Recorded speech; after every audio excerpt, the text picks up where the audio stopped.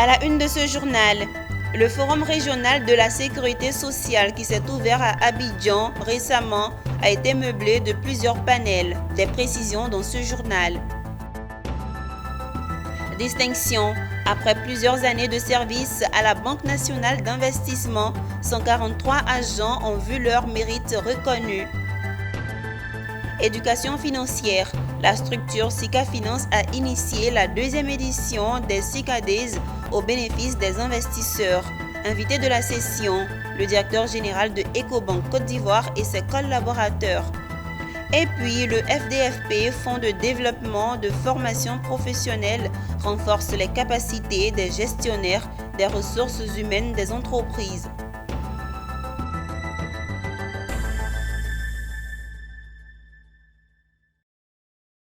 Madame, Monsieur, l'actualité est au rendez-vous sur Business 24 Africa. Merci de nous rejoindre. Débutons cette édition sur une note de protection sociale. Le Forum régional de la protection sociale 2023 qui vient de se tenir à Abidjan avait au programme plusieurs panels et rencontres entre les institutions de sécurité sociale. Le rôle des régimes contributifs a été évoqué par les responsables de la protection sociale venus de plusieurs pays. L'objectif était de présenter l'état des lieux de la situation et de partager les expériences. Pierre Tebeu et Marius Siri. Le programme du Forum régional de la protection sociale 2023 était très riche avec des échanges, des rencontres et des panels, avec un seul objectif: partager les bonnes pratiques pour permettre aux États d'aller vers une sécurité sociale pour tous en Afrique. L'un des panels qui aura marqué cette édition 2023 a été celui sur le rôle clé des régimes contributifs. Les expériences du Maroc, du Gabon, de la Côte d'Ivoire, du Cameroun, du Kenya et du Burundi ont été partagées par les panélistes. La protection sociale est un facteur clé de la réduction de la pauvreté, de l'exclusion et de l'inégalité tout en renforçant la stabilité politique et la cohésion sociale. Les régimes contributifs ont un grand rôle de sensibiliser d'abord, de faire les démarches, disons, techniques, les démarches, les études techniques pour renseigner au gouvernement de prendre les mesures nécessaires pour faire soigner, pour protéger le reste de la population. Partager nos expériences est important pour savoir les points forts et les points faibles de nos démarches. Mais c'est un réel challenge pour nous. Un panel modéré des mains de maître par Abdraman Tiemoko Berté, directeur général de la Caisse générale de retraite des agents de l'État de Côte d'Ivoire, SEGRAE. Pour le modérateur, c'est un thème qui permet aux institutions d'aller vers une sécurité sociale avec un régime contributif plus rassurant. Un panel de haut niveau sur le système contributif, le rôle des cotisations sociales, mais surtout sur l'extension de la couverture sociale à d'autres acteurs qui sont dans le secteur informel, dans le monde rural et agricole, donc à tous ceux qui ne sont pas dans un emploi formel. Donc c'est un enjeu important pour nos pays, nos caisses de sécurité sociale, d'aller vers la généralisation de la couverture sociale à ces populations-là, ou plus de justice sociale. Et donc, comme vous l'avez vu, tous les panélistes, tous les États sont aujourd'hui en train de mettre des approches, des mécanismes pour véritablement cette extension de la couverture sociale à ces populations. Un panel très enrichissant et les panélistes sont repartis rassurés, chacun de l'évolution de leur système de protection sociale. La promotion de la protection sociale reste une condition de la justice sociale et d'un changement transformateur dans le monde du travail, ainsi que de la réalisation de plusieurs objectifs de développement durable ODD. Poursuivons notre édition sur une note de distinction. Après plusieurs années au service de la Banque nationale d'investissement, 143 agents ont vu leur mérite reconnu ce vendredi 19 mai 2023 à la Caisse Table dans la commune du Plateau par l'institution financière. Ces agents, dont certains iront à la retraite, ont reçu des médailles d'or, de vermeil et d'argent en reconnaissance de leurs services rendus. une cérémonie que la BNI n'avait plus organisée depuis 2009. Konena Nourgo et Doumbia Ayouba nous en parlent. 143 au total, ces agents ont passé plus de 35 ans, 30 ans, 25 et 15 ans pour certains, au service de la Banque nationale d'investissement. Des années de loyaux services que la Direction générale de la BNI récompense ce samedi 19 mai 2023 à travers une cérémonie toute dédiée à la caisse stable d'Abidjan Plateau. Parmi ces 143 récipiendaires, 14 ont reçu la médaille Grand Or, 36 la médaille Petit Or, la médaille de vermeil pour 45 d'entre eux et la médaille d'argent pour les 89 autres. Je suis très content. Lorsque vous travaillez pendant un certain moment, quand on vous appelle pour une décoration, ça veut dire que vos responsables ont reconnu vos mérites et vos valeurs. Nous avons reçu nos médailles, la reconnaissance de tout un pays, d'une nation comme la Côte d'Ivoire, de tout le travail que nous avons fait à la CA, d'abord jusqu'à la CASE et aujourd'hui la BNI. Depuis sa prise de fonction en septembre 2018, le directeur général de la BNI mise gros sur les ressources humaines pour performer davantage l'institution. En témoigne cette cérémonie de décoration dont la précédente date de 2009. Ayant compris le sens du donner avant d'essayer de gagner, Youssouf Fadiga a invité les récipiendaires à être des modèles. Sans ces personnes-là, je pense qu'on n'aurait pas eu la BNI qu'on a aujourd'hui. Si on a l'institution qu'on a, c'est parce qu'on a des personnes qui ont dévoué leur énergie, leur vie à cette institution. Donc c'est des mots de gratitude. Et puis également pour les autres, c'est de prendre exemple sur ces personnes qui ont été décorées aujourd'hui, de sorte à être les décorés de demain. Parce que c'est aussi ça, une institution, c'est d'avoir des gens qui peuvent perpétuer, pérenniser la culture et pour avoir une institution forte et pérenne. Distingués récipiendaires, vous avez su faire preuve de professionnalisme et de rigueur et de persévérance pour atteindre vos objectifs et hisser cette entreprise au niveau remarquable qui est le sien aujourd'hui. Vous avez également su faire face aux défis et aux changements constants de l'environnement économique et financier, en vous adaptant et en innovant pour répondre aux besoins de vos clients dont je fais part. Créée en 1959, la Banque nationale d'investissement a pour mission d'accompagner l'État sur les problématiques financières, de financer la PME, mais aussi de financer l'économie. CICADES, entendez, lieu d'échange entre sociétés cotées ou non, partenaires, investisseurs et grand public étaient au rendez-vous. Pour la deuxième édition, SICA Finance, la société initiatrice, a invité le directeur général de Ecobank Côte d'Ivoire et ses collaborateurs. L'objectif pour le directeur général de SICA Finance à travers cette initiative est de contribuer au développement de la communication financière sur le marché et d'accompagner les entreprises dans leur positionnement stratégique. Ezekiel Siri, commentaire Anja Sémian. Les investisseurs des marchés financiers et analystes, étudiants et grand public étaient face au directeur général de Ecobank Côte d'Ivoire et ses collaborateurs. Pour cause, s'informer sur l'éducation financière et économique et comprendre les stratégies développées par la banque pour atteindre ses performances. Nous venons de tenir en effet la session CICADES dont l'objectif est de partager avec les investisseurs et les analystes ce qu'on appelle les choix et les faits derrière les chiffres que nous avons présentés à l'Assemblée générale il y a à peu près un mois. Durant cette session, nous avons beaucoup insisté sur les choix stratégiques qui ont été faits. Ces choix stratégiques sont autour de 3 piliers. Notre ambition, c'est définitivement de renforcer notre position sur les PME. Parce que nous avons compris qu'il y a un problème au niveau du financement des PME, mais en même temps, les PME représentent plus de 80% de l'activité, même si leur contribution au PIB est uniquement de 20%. Vous l'aurez compris, nous sommes à la session des CICADES, deuxième édition. Un lieu d'échange entre sociétés cotées ou non, ses divers partenaires, les investisseurs et le grand public pour leur permettre d'avoir une meilleure performance de leur portefeuille.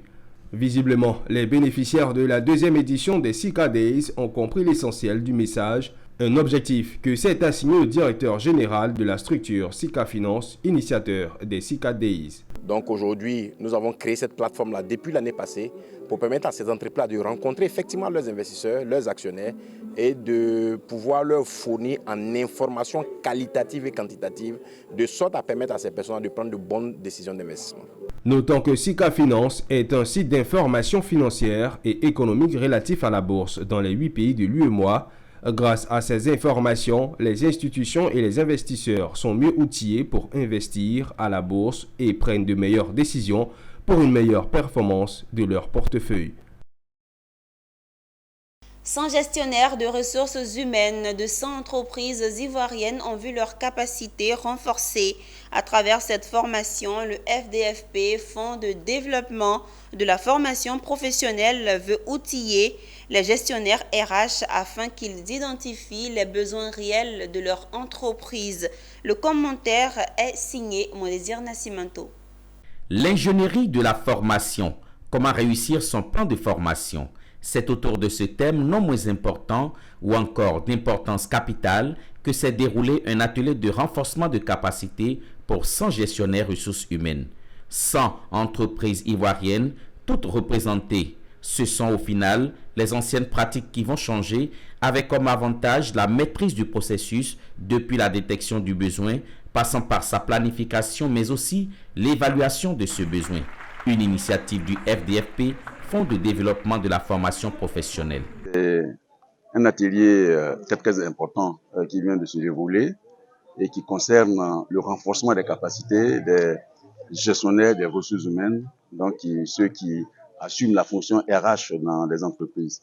Vous savez que la porte d'entrée pour le FDFP pour accompagner le développement des entreprises à travers donc le renforcement des capacités du personnel, la porte d'entrée c'est bien la fonction RH. Et donc la première chose, c'était de les amener à être outillés, à manipuler l'ensemble des outils d'ingénierie de formation, de sorte qu'ils soient en capacité d'identifier les besoins pertinents pour le développement des entreprises.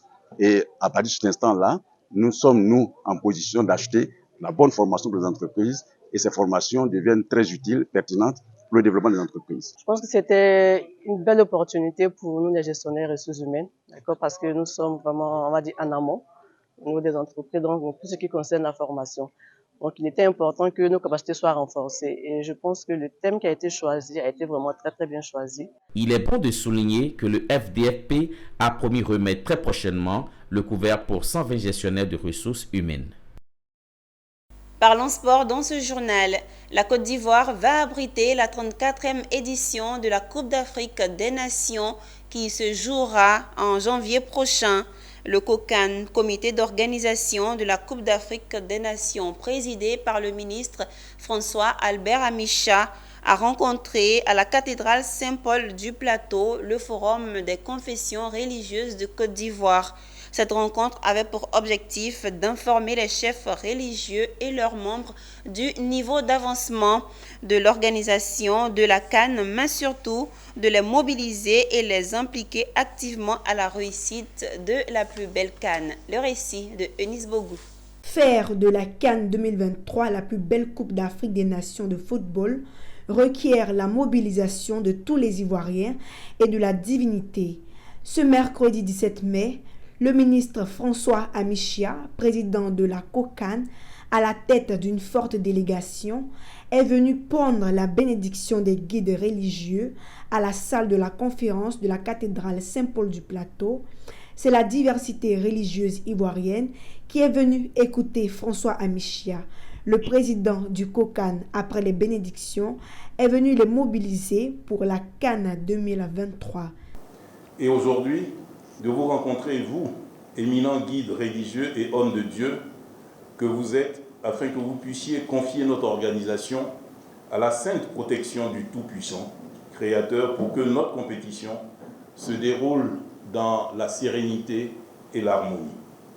Et également pour avoir votre appui, vos prières et conseils avisés pour faire de cette CAN un moment de retrouvailles, de joie et de partage.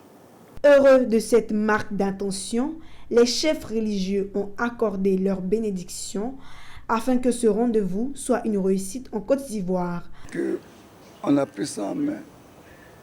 On va prier Dieu pour que son souhait, le souhait du gouvernement, le souhait qui veut que toute la population ivoirienne ait dans la joie, pour que Dieu soit content, eh bien, nous prenons acte. Le président du COCAN est reparti satisfait de son audience avec les chefs religieux qui ont décidé de jouer leur rôle afin de faire en sorte que la fête soit belle du 13 janvier au 11 février 2024 en Côte d'Ivoire. Après Abengourou, rendons-nous à Yamoussoukro, capitale politique de la Côte d'Ivoire. Les sénateurs se sont réunis récemment en séance plénière pour délibérer sur 13 projets de loi. À l'issue des débats, les 13 projets de loi soumis à délibération ont été adoptés à l'unanimité des sénateurs présents. Pierre Tebe nous commente le reportage de Charles Kouakou. Cette séance plénière a été l'occasion pour les sénateurs d'entamer une série de délibérations sur 13 projets de loi déjà adoptés en commission. Ces projets ont fait l'objet d'une première lecture par l'Assemblée nationale avant d'être soumis à l'étude de la Chambre des sages. Une occasion pour les commissions permanentes de présenter à l'ensemble des sénateurs leur rapport suite à l'examen des projets de loi dans le domaine de l'économie avec une loi sur la lutte contre la corruption. L'éducation était également concernée avec une loi sur l'enseignement supérieur qui viendra booster la gestion du secteur et le service civique des jeunes. Tous ces projets viennent améliorer, impacter la vie de nos concitoyens. À l'issue des débats, les 13 projets de loi ont été adoptés à l'unanimité des sénateurs présents. Le Sénat de Côte d'Ivoire est soucieux du bien-être de la population ivoirienne. Donc c'est à ce prix-là qu'aujourd'hui, nous nous sommes réunis et on a délibéré sur les 13 projets de loi qui vont changer, qui vont impacter sur la vie des Ivoiriens. Parce que sur les 13 projets de loi, ça concerne l'économie, l'éducation supérieure, la lutte contre la corruption. Nous abordons à présent une page éducation pour refermer cette édition du journal. L'inspection de l'enseignement préscolaire et primaire de Grand Bérébi a initié une journée régionale de l'alphabétisation pour les populations des localités de Dogbo et de Grand Bérébi. Objectif: sensibiliser les populations sur les méfaits de l'analphabétisme et promouvoir l'alphabétisation. Suivez le compte-rendu de Abel Kwao Djekou de Silva. En 2019, 48,70% de la population est analphabète, selon la déclaration de Mariatou Kone, ministre de l'Éducation nationale et de l'alphabétisation. Il y a lieu de sensibiliser les populations sur les méfaits de l'analphabétisme et promouvoir les bienfaits de l'alphabétisation. C'est l'objectif de l'inspection de l'enseignement préscolaire et primaire de Grand Bérébi. Surtout créer des centres d'alphabétisation dans chaque quartier et dans chaque école de la sous-préfecture de Dogbo et de la commune de Grand Bérébi en suscitant l'appui des âmes généreuses pour la subvention des activités de lutte contre l'analphabétisme. La grande honte, c'est que tu vas dans ton activité, tu ne peux pas t'exprimer correctement.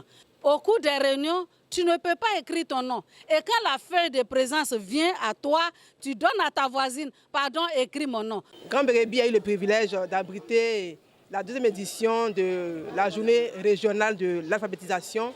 Et c'est pour moi le lieu d'exhorter nos frères et nos sœurs, nos parents, jeunes, vieux, adultes, qui n'ont pas eu cette chance d'aller à l'école dès le bas âge, de prendre courage et de s'orienter vers les différents centres en vue d'acquérir le savoir. Exercice de lecture et de mathématiques, témoignages et récompenses de personnes qui ne savaient pas lire et écrire, à qui l'alphabétisation a fait du bien.